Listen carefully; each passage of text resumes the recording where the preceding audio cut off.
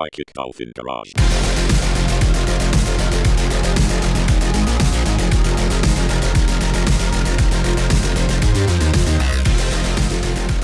Hello, everyone. Welcome to another episode from the Psychic Dolphin Garage. I'm Kelton, he, him. I'm Zach, he, they. Oh, do I? No. Please, go ahead. We purposefully like to just throw a guest in, make the awkward pause exist for a millisecond, and then I just speak right over them. It's part of the tradition of all of it. Yeah, that's podcasting. That's exactly how it works. I'm Jake Flores. Pronouns are he, him, or whatever you want, really. I don't care. Cool. That's probably the best way to also survive online at that point, because you never want to be the guy that's like saying my pronouns are he, him over and over and over again and introducing that. It makes it very hard at work functions, I think. Yeah. I think that's why we normally put me up front, so that you get the nice soft cushion of landing on some they them pronouns. Oh yeah. It's how we add some diversity into it. Right before then, we just do a hard tangent into a podcast that sounds like any other podcast that's taking up. Yeah, three guys going he him at each other. You listen to it, you're like, you probably could have yeehaw, indeed. Yes. Ooh, cool. Nice segue. Professional broadcasting there. I'm very excited because this week we're going to actually be talking about an article coming from the Texas Monthly. It's talking about minority rule, how 3% of Texans call the shots for the rest of us. As you all know, we have Jake on from Pod Time America, so wildly overqualified to talk about all of this. Jake, to give our listeners just a little bit of background on yourself, you're Texan, but you live in New York, so you're just familiar with one-party control of everything. Yeah, basically. And I am an idiot. I'm not overqualified for anything. I'm happy to be here, and we'll probably learn something from the experience. I'm so sorry. That's never good. Anything you learn about Texas, no one ever walks away from being like, I have more hope and optimism in this world. Yeah, you also learn something new probably from doing your yearly training, where you do the practice doing the rescue breathing and restarting someone's heart. You're like, yeah, well, that's cool. That's great. They're like, yeah, you have 30 seconds to save one. It's like, that's not what I wanted to learn. Instead of it's not Red what I want Cross to take away from certified, this. it's Lone Star certified. That's what we call it. We keep asking questions about, what's your opinion on Oklahoma? It's like, yeah, fuck those guys. Okay, correct. Good. Still good vibes to be going through. What I wanted us to talk about today, though, is probably a little late on the draw, but it's something I wanted to mention since the election season is coming up in Texas. Big news is happening on November 8th. We have our boy Beto running it once again for against Greg Abbott. He's like the Buffalo Bills from the 90s, of where he's getting it right into the championship game and then just losing 3 straight in a row. You love to see it. But it's a very interesting vibe to be seeing what's happening with Beto. I guess his star has fallen considerably. I'm not sure what nationally his reputation is like now, but I mean, he went from being like, wow, the Texan Kennedy, to now it's like, oh yeah, he's available too. He's like the default Democratic candidate. They're not trying very hard with Beto. Like he gets slotted in because he's the only one that's willing to take the abuse, I guess. Someone's got to run. Someone's got to run, and it'll be me. Tearing his shirt off, whipping himself as he runs down the line of tables in the restaurants. He's got a weird grift going where he's like a fall guy or something, where he's like, I'll lose this race. That's true. Like how gangs have a guy that goes to prison for people. He just likes it. Once you're like in politics and the people, I guess there's an amount of like, oh, this is my group and this is all that I know because I was a weirdo my whole life. He was a U.S. rep in El Paso. Like, he already had like the federal connections, and then he's like, you know what I can do? I can beat Ted Cruz. Then he's like, you know what? I couldn't beat Ted Cruz. You know what I can do? Run for president. Shit. Fuck. He thought it was a marathon and he would be running. He's like, yeah, I can outrun Greg Abbott. It's the only way. And then he failed against John Cornyn. And then he's like, okay, all right, not going to focus nationally. Instead, I'm going to focus on Greg Abbott, the man with the largest war chest of any seated governor at the moment. This will be the person that I try and take on. And lots of optimism across the board. It's an amazing feeling. I'm optimistic that he's going to land within 10 points of Greg Abbott. Yes, that honestly is how bad it is. I think if we're like, if he can lose only by 5, we're playing a spread for the fucking governor race. It's the worst. We live in a good state. Politics are very real, folks. Oh man, Beto's racking up all this garbage time votes that's happening at the end. This is ridiculous. He blew it. I had the 6.5 and he made it 6. Fucking point shaver. Yeah, my wife is gonna kill me. A lot of money running on this guy. Can't go home. Not for another 3 to 4 days. On long leave. I'm just gonna say I'm working in an oil field now. Be gone for 3 weeks. No one's gonna ask any questions. Now, while the general election is just around the corner, I kind of wanted to rewind the clock a little bit to the primaries that took place in Texas, because although Texas has a population of about 30 million people, only I want to say anywhere between like 3 to 7 million people actually vote in the primary side. On the Republican side, it's probably about 3 million people or so. And so it's very weird to see just how kind of the numbers all boil down. So it's 30 million Texans, 22 million are eligible to vote, 17 million are actually registered to vote. And then, the 2 million that will for sure turn out for the primary, all you have to do is get like 1 million plus 1, and then you control the whole Republican party of Texas and everything else. So that's how Tea Party like launched that one year and then sputtered out after that. Yeah, they definitely sputtered out. They didn't just get absorbed into the Texas Republican Party and push them right the entire time. Like, we grew up in Texas. We know what happened there. We were boots on the ground, like at the I don't know, garden park concerts and things where they're like, we're not going to take it. And now here's Mattress Mac telling you about why capitalism is so great. It was a very dark time, I think. All of this, though, is kind of in stark contrast of what exists within Texas, because between 2010 and 2020, the population has grown, but specifically it's grown in non-white communities. And so although no Democrat has actually like won the state since 1994, just someone's entire lifetime. Like, there is a kid who got recruited to join the army and died who has never seen a Democrat own a statewide position in Texas. Anyway, the Republican advantage went in 16 points in 2012. It got shaved down to less than 6 in 2020. And so the demographics are, of course, leaning more towards blue, more towards the middle at the very least. But as long as this Republican base of the primaries, which is, I think, mostly white, mostly older, and just stays active as ever, we're going to get more of the same right-wing policies that take place. Like, the movers and shakers are still everyone's racist uncle, unfortunately. Yeah, the white people in Texas are obviously in control of everything. We need to get rid of minority rule and instate minority rule. You know what I'm saying? Exactly. No, I'm following this. Sorry, go ahead. I support the rule of the minority. That's what democracy is. You're protecting minority rights so hard. This one minority against all the others.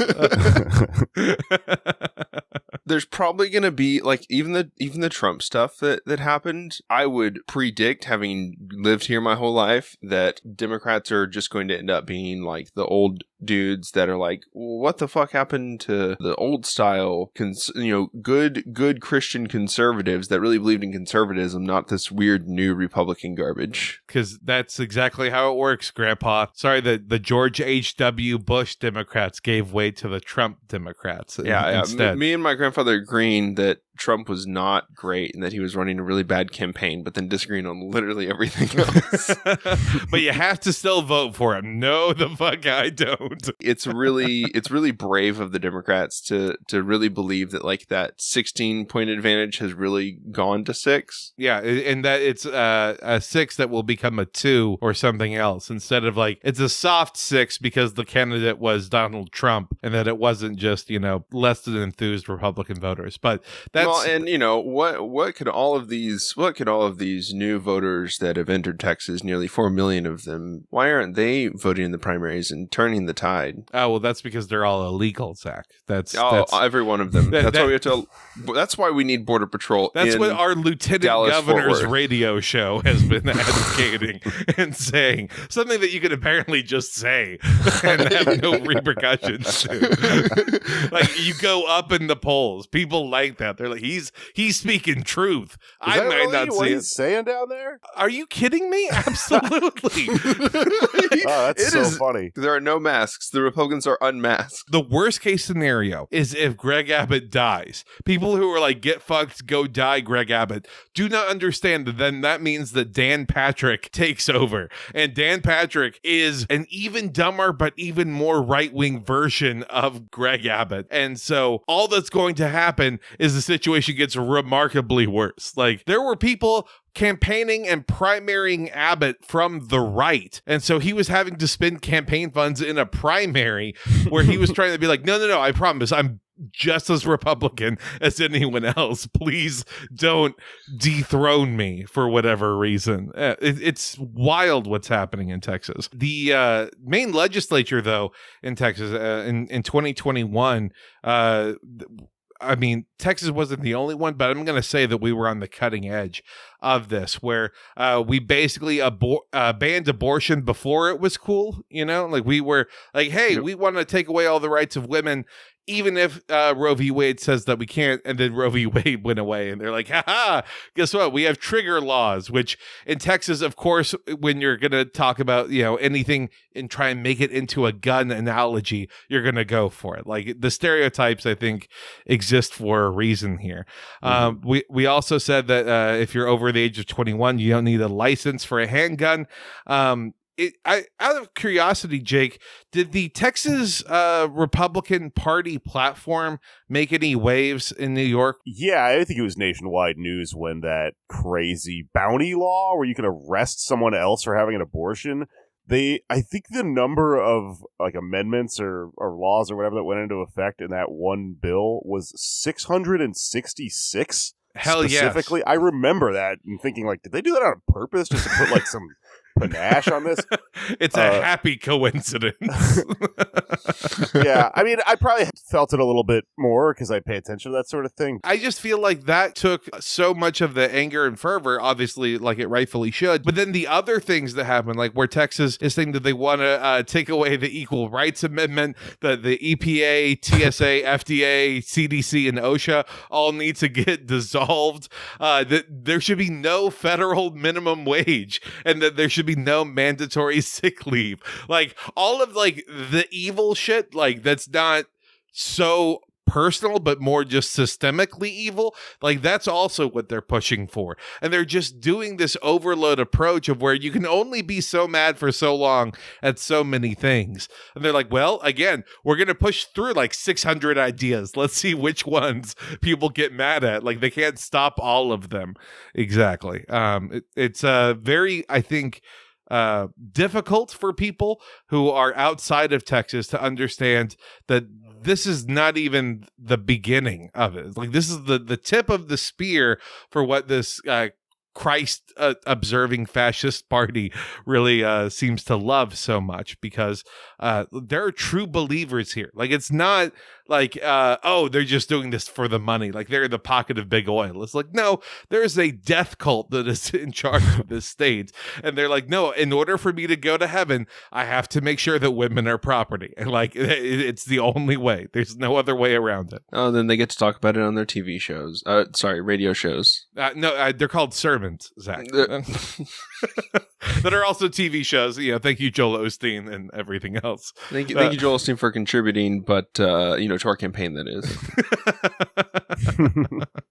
Now, I also all the big cities, of course, have all the millionaire fucks that made their money off of cattle and oil, and then now they give back to not only those local elections where we get dingbats that want to replace, like, even it's down to like city council member, not even city council, like local like county representatives and stuff, to where these people are what was that one the one lady that was running that, like, we heard them literally like talk about how they wanted to go door to door and tell these people that stop Sharia law from happening. Stop Sharia law from being put in place in Texas. Like, yeah, like, it was insane, because when we were walking around the neighborhood, we're like, there's no way like this is an issue that people care about. But dear God, was that like one of the key issues that all these suburban motherfuckers were like, no, it's real, it's happening, it's going to be oppressing us at this very day. It was. There's no, they clearly had just heard it on the Dan Patrick radio show, and then we knocked on their door and they were like, oh my God, too. It's like, oh, wow. With all the abortion healthcare stuff, aren't they kind of doing like a form of a Sharia law? Shouldn't they love that? Don't listen. Wait. Dr. Oz is setting the pathway, I think, for the Muslim Republican alliance to take place that no one is going to be ready for. Where, like, you get to have, like, woke Ben Shapiro talk about how, like, we shouldn't be so critical of other religions and their beliefs that take place. There's absolutely no way that they believe that they like shove true believer like right wingers into the police force, into border patrol, and then after that into every possible local militia that they can come up with.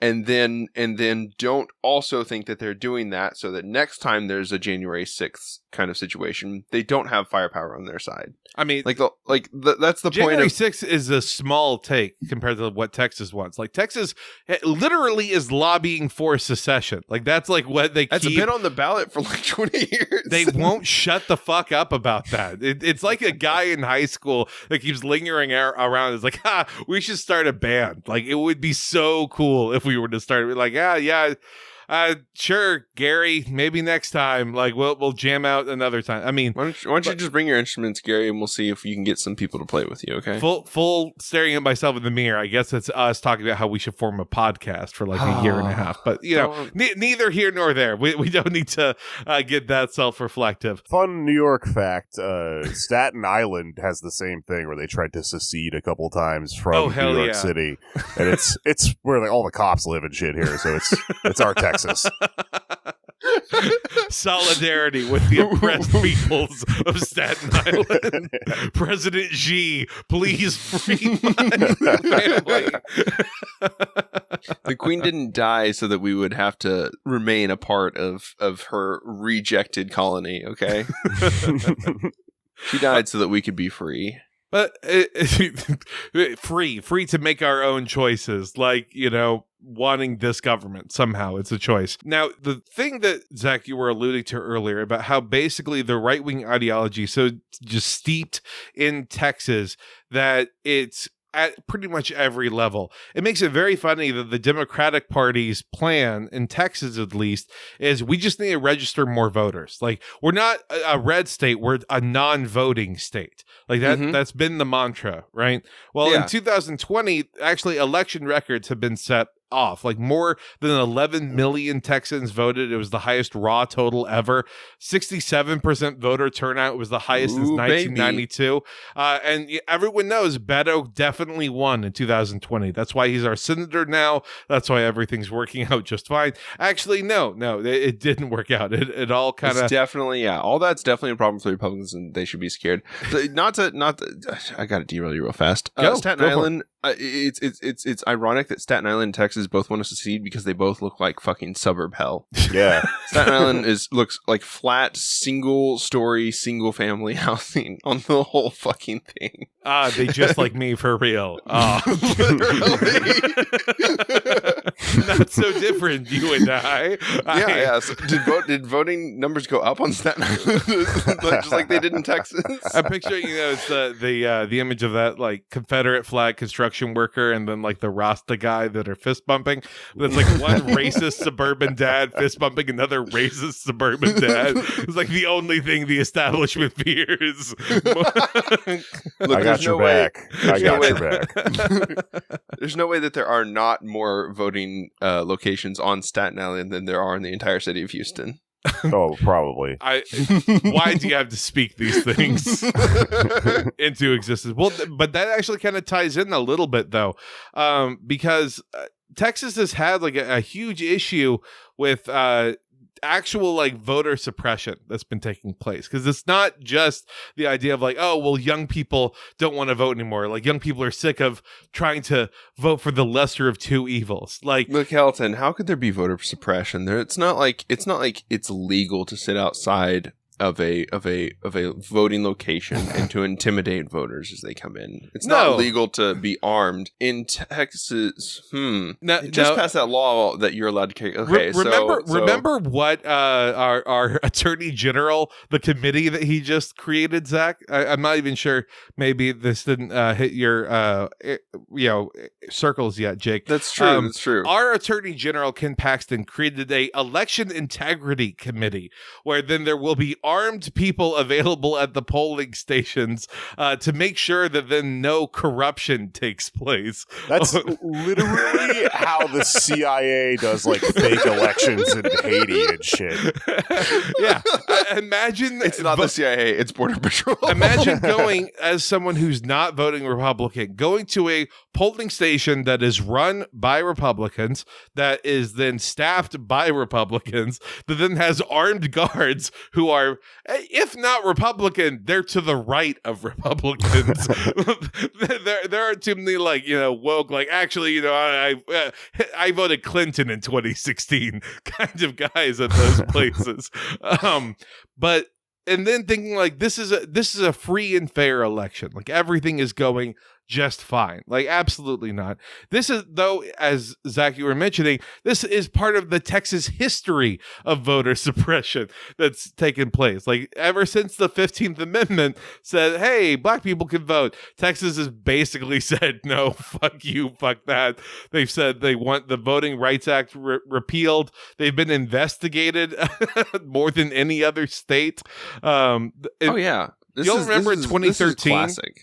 Do y'all remember in 2013 what happened with the Supreme Court basically saying that, hey, like, we're going to actually let the states decide things. Like, we're going to let the states focus on the electoral maps and stuff. And that was the end of like reviewing maps and like striking things down for gerrymandering, wasn't it? Yeah. And that was how we got the Dan Crenshaw.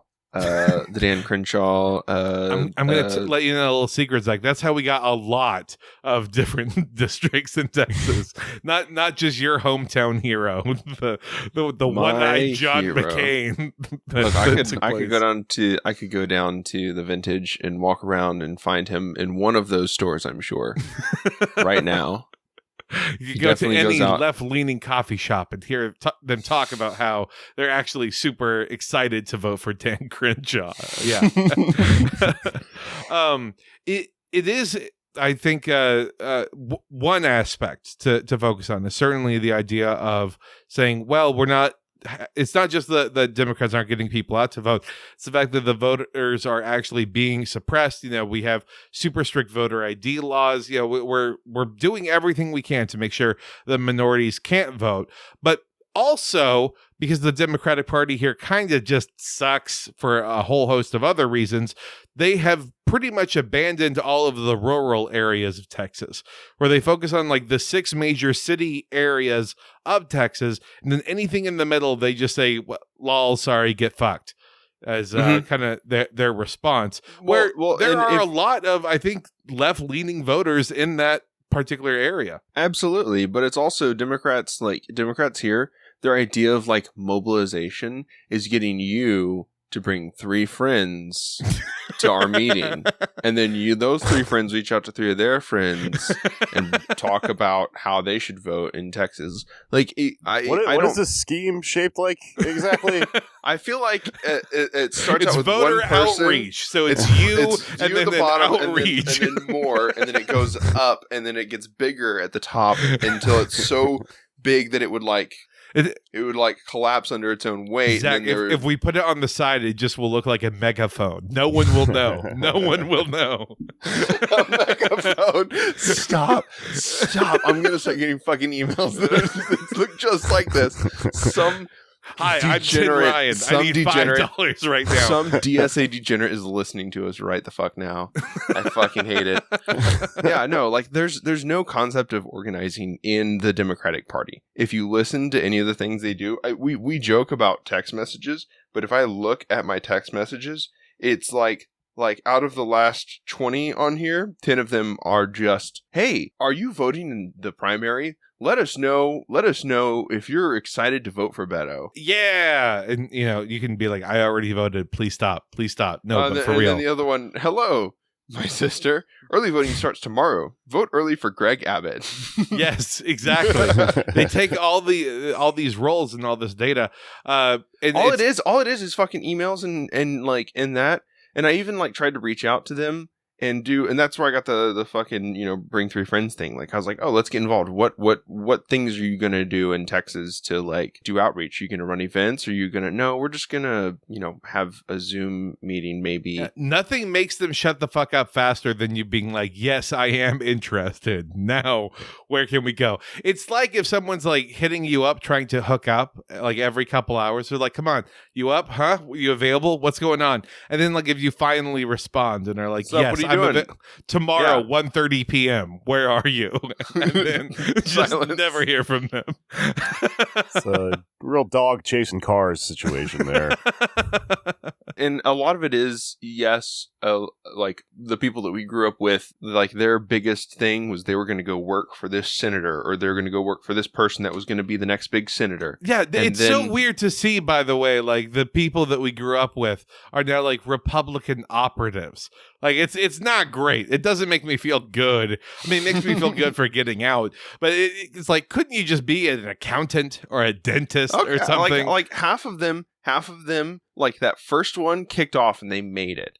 Okay. And so at least half of them now because they were riding Tea Party coattails. Exactly. That's why. Exactly. And they have, whatever weird random jobs. The other half, hit the wall, their candidate didn't make it. They're like, what the fuck do I do now? And now they do have fucking average ass jobs. But all of those people were sucked into politics, and because all politics here are right leaning, they're now they're just Republican operatives. There's not any there's nobody else that has the infrastructure that those parties have. Not if they are trying to make a career in Texas. Oh, absolutely. Well, it's funny though. Stuck with volunteers, and they could spend millions of dollars. Brain trust. Look at the brain trust though, because on one side you have Gilbert Hinojosa, the guy who's saying let's focus on the 6 metropolitan areas, Gilberto, and then fuck everything else in the middle. And then on the other side, you have I think his name is Steve Monasteri. I want to say he was the Republican Party chair of Texas in 2010, 12, and 14. AKA when Texas was just pounding the pavement. They were just racking up a massive war chest. They were sending all of these candidates out. It was like the Ron Paul kind of hype beast train. I think now he's involved in the White House in some capacity. Anyways, they also got fucking Karl Rove back in the saddle, an all-time classic, the Bill Belichick of Republican commentary, just trying to give out some new models and things for what they can do. And so they're gaming the system. Bernie alone reached more rural Texans when he went on Fox News than any Texas Democrat has. It hurts, but you're not wrong, probably.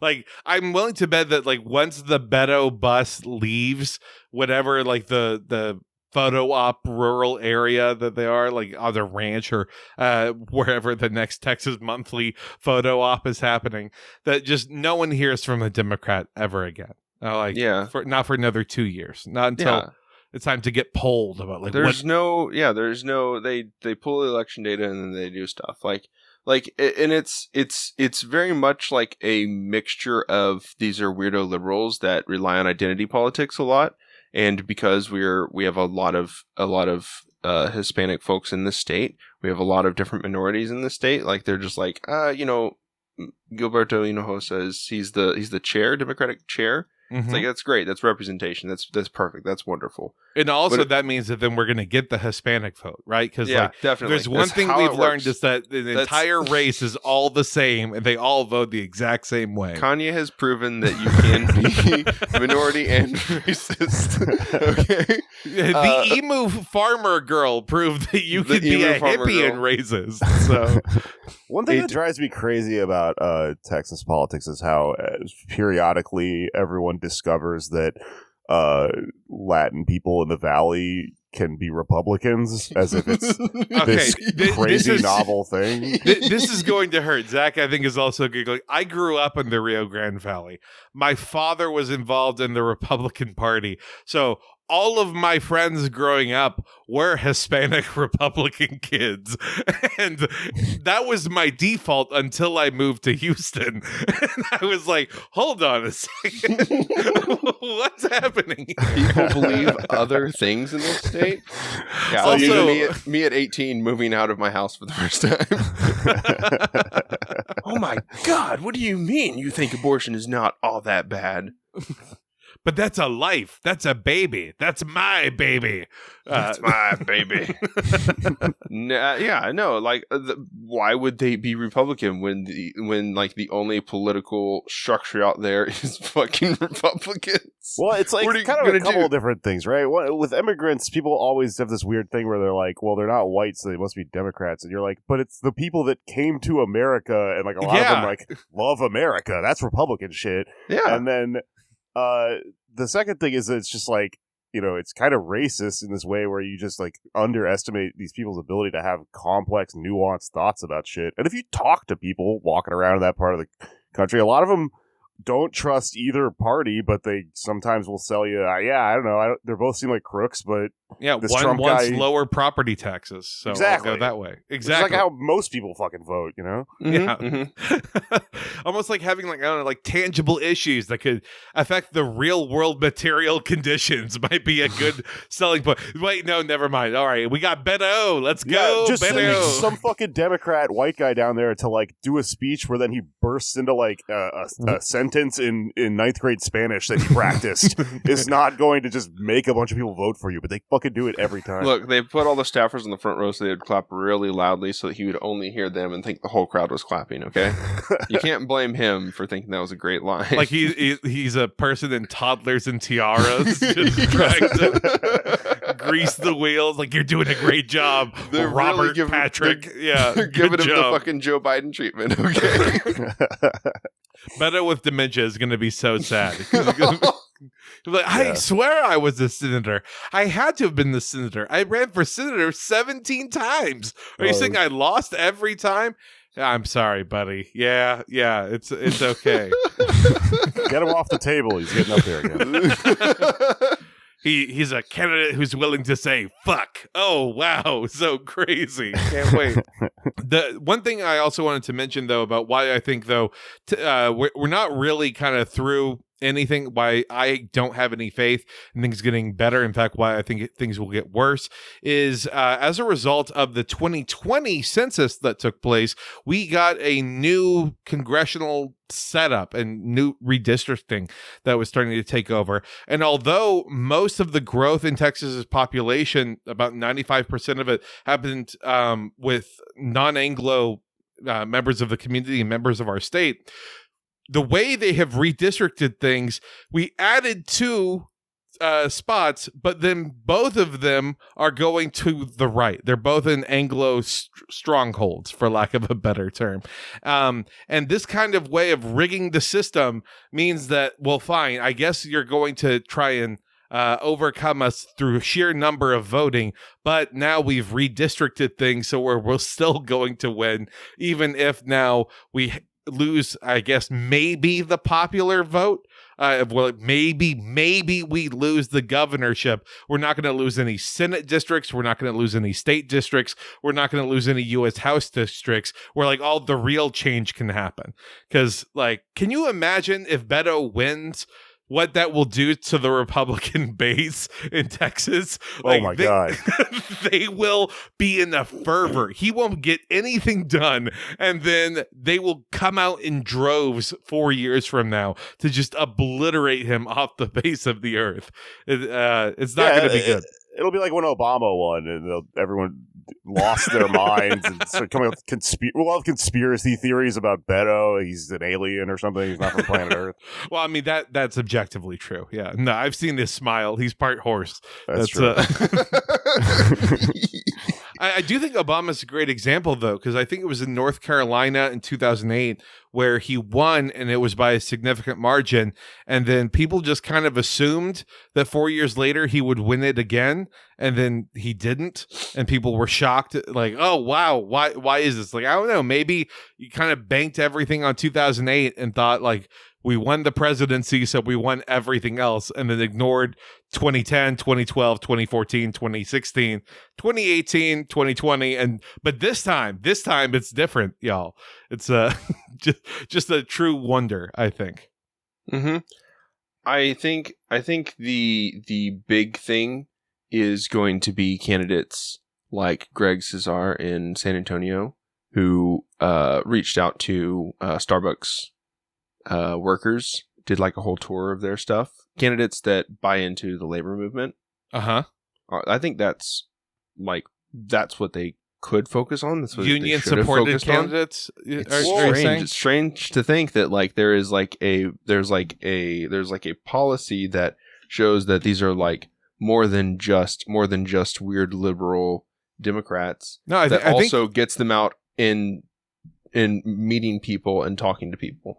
Yeah, this is like probably an obvious point, but like I always think about how well Bernie did in Texas in primaries and stuff like that, and in places like West Virginia and all these rural places where you're talking about the Democrats not being able to effectively organize or not willing to or anything under the justification that like, oh, these people can't be reached, and then you look at fucking Bernie and just offering this like basic social democrat stuff that isn't too alienating because people don't understand that it's socialism really or communism or whatever. It's like right there you go, fuck, you could sweep if you just give people like stuff like to live with and shit. Yeah, I'm amazed at how Democrats have just fumbled the bag on that basic messaging.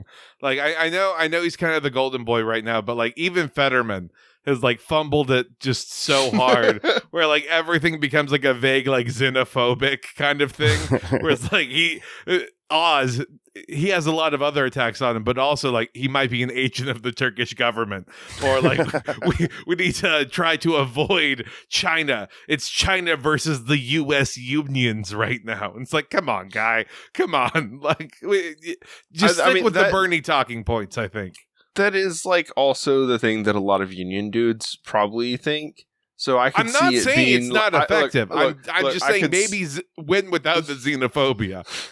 That's all I'm saying. I know it's a tall task. Look at this point. How many days do we have? Like he's just reading what's doing best and he's saying it. He's gotta cross the finish line strong. Okay. Worked for Trump. I don't know, man. Oh God. Oh, Pennsylvania. God, it's not. I can't wait for it. By the way, politicians to take your advice, Zach. They're like, I have union support. Police unions have supported me in every candidate. I am the strongest union-backed candidate this way through. I know. We have all 87 police unions in Texas backing us.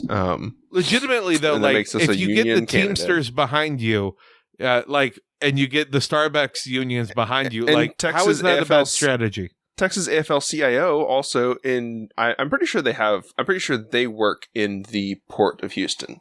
That's also, whatever unions are in the Port of Houston, obviously the all the AFL-CIO stuff. Yeah, and I mean, all the of them. Teamsters. Yeah. Because there's so fucking many of them, actually. Even though union But stuff you know is what declining, that requires, though? That requires like coordination, and that requires like believing in something, and also like having accountability should you come into power. And just like ask the AFL-CIO for someone to just take you around the state and just have, then you have like 2 other people that work with that person as secretaries for them to schedule all your shit. And guess what? You have visibility. You've gone to see people. And all right, you so fucking now we know how many airports do we have? Enough. Do we have enough? Are you sure? We don't have enough trains, but we have plenty of NASA. airports. We have like NASA here. Like how why are you not the cool candidate that's like going to NASA Park and being like, hey, come visit me in NASA? Honestly, it would be pretty great if you were to say, like, I'm going to bring NASA jobs back to Texas away from Florida. Let's go. Get that's a good one. Yeah. Hey, look, Bezos and Musk are here. Like, might as well. You lost me with that. No. Look. You have to cash in on it. You have to cash in on it because then you're getting both sides. You're already begging Bezos to try and rename the Brazos River the Bezos River. Like, please stop with your... it will not work. Look, I want the Texas discount for Amazon Prime. Okay. If we give him enough land in West Texas for warehouses, then will he give us a discount on Prime Video? Yeah. We'll let you build one company town, okay, Jeff? But after that... I mean, Amazon unions might be another way. Anyway, like, again, the blueprint is so abundantly obvious because what they're doing is so abundantly Look, we're idiots clear. on our podcast, and we've spitballed like three strong things. I'm just picturing you to host a secretary listening right now, being like, "God damn it, this is brilliant! All right, next year, company town, Bezos River." Finally, they're speaking good ideas. I will take responsibility for that. Y'all can drown me in the Bezos River, okay? But it just feels like once the populations kind of increase to the point to where there's a feasible shot at Democrats winning the popular vote, it's going to happen, and not this election cycle, but possibly 4 years from now. When that happens, Republicans are going to clamp down even harder. The voter turnout's going to go insane on their side of things because they have the war chest, they have the brain trust, they have all of that infrastructure set up, and then it's going to be back to being on the Democrats to actually have like a game plan. But I think, as Jake, you were alluding to, it's going to be an Obama as kind of, sitting on your thumbs, like, wow, we won. Like, we got someone into finally the Texas governorship in 2026. And then it's going to be exactly what happened in 1994 when the Democrats won the governorship and then didn't hold a state office in any election since then.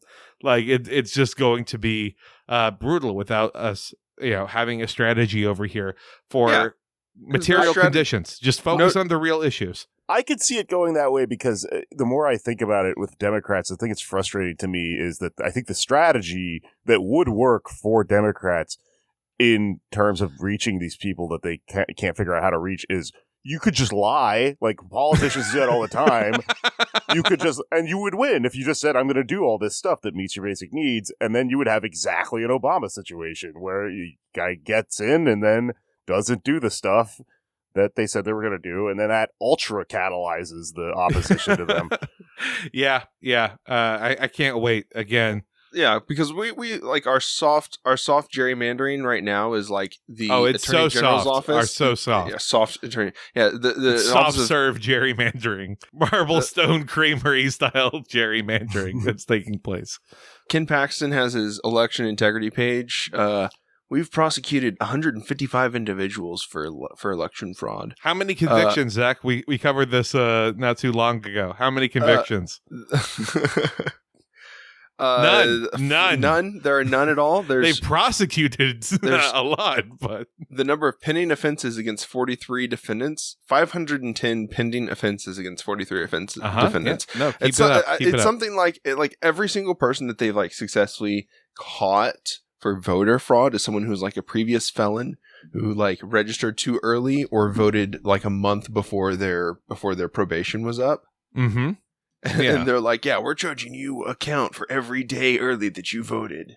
That's going to be 500 counts. Yep, that's it. All right, we got 500 counts against them. Yeah. Cool. And the fact that they're like going after it so hard, and the fact that we already have all this like everything is Republican run. They've taken away all the rulings that like determine how people have to act outside the polls, and now they're arming the polls. It's like, yeah. The failure to have a plan for how you're going to positively get people is going to really affect it when you have to tell people that we live in a police state, the police state of Texas, and that's bad. You're going to have to clarify for them. Yes, that's good. Right? We support the police. We don't live in a police state. We live in a first responder state. Huh? Can't wait for those shirts to come out. See how thick that blue line is on the Texas flag? God damn right it is. I'm not ready for that. But that's the state of affairs for Texas. Jake, thank you so much for coming on and talking with us about this. It's been fun to just kind of roll around in the mud that is Texas. What do you have going on in your side of the country? What's happening? You mean like election wise and stuff like that, or? Election wise, plugs. Do whatever you want to do, please. Plugs. Please. Okay, gotcha. Off the dome. Jeez, I don't know what race to plug and who the hell in Texas listening to this podcast would be able to vote for it. So I'm just gonna do plugs. But thanks for having me on. This has been a long time coming, and I appreciate you working with me as we schedule this out, because I am too busy. I'm a bartender and a podcaster and a comic, and never sleep. Yeah. So please come. First, please listen to my show, Pod Damn America. It's one of the Brooklyn leftist obnoxious podcasts from 2016. But I try to do good stuff with it. I was going to say the difference is y'all are actually still good and still leftist. So, man, you just said it. Oh. I said it. The views expressed by Second Kelton Garage are not those of Pod Damn America. No, you're right. I mean, I agree, but it's like, I gotta be. Don't say that too loud, or we'll awaken a bunch of people. The gauntlet of the past 6 years has only made y'all better. The crucible has been scraped, and y'all were not at the surface. So I appreciate that. A lot of other people made a lot of money, and I'm happy for them, and I hope they make a lot more money.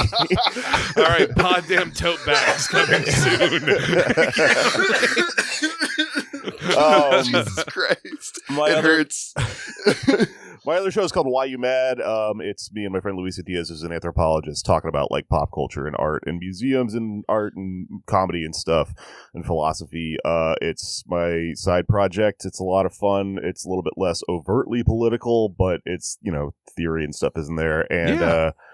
And I think I'm booking some tour dates right now. And you know what? Actually, I can't really definitively announce the dates, but I'm coming to Texas. So okay. You're definitely going to have some annoying dolphins pestering you. So please, I guess everyone be sure and follow Jake on Twitter then in order to get those upcoming tour dates when it happens, right? Yeah? Yeah, all my social media handle is the same thing. It's at Feral Jokes. Feral like an animal, jokes like jokes. It's an anagram for my name. And if you're real old school, I've got a website and it's the same thing. Follow me on Twitter if you dare. I don't know. It's a battlefield in there. It's a bad time. But I'll put the dates out on Instagram and stuff too, which is where I let my hair perfect. down. See, I don't even think of Instagram anymore. But yes, no, that's wonderful. The non-Elon Musk social media owned platform now. Do towards, I guess, on the metaverse. Is that something that can be done? Is that being pushed on comics yet? Unfortunately, Instagram is owned by Facebook. So that's true. That's true. It's all the same pot. Yeah, you can put your VR headset, sit in the same stank ass gamer chair, and scroll Instagram. That's about where the metaverse is at right now. Yeah. I'll be wearing my most egregious Evangelion shirt to your show whenever you come to Texas. So it's the guy in the cowboy hat and the anime jacket. That's how you know it's Zach. I'm sure there'll be 10 people that fit that description. Exactly. It's precisely. There usually are. Yeah, let's hang out. Yeah, if I come near your neck of the woods, y'all, it'll be fun. Great, yeah, great. Sounds awesome. Thank you again for coming on, Jake. It was a lot of fun. Thank you for having me. For us and for the show, y'all know where to find us. Y'all know what all of our plugs are. So until next time, bye, everyone. Bye.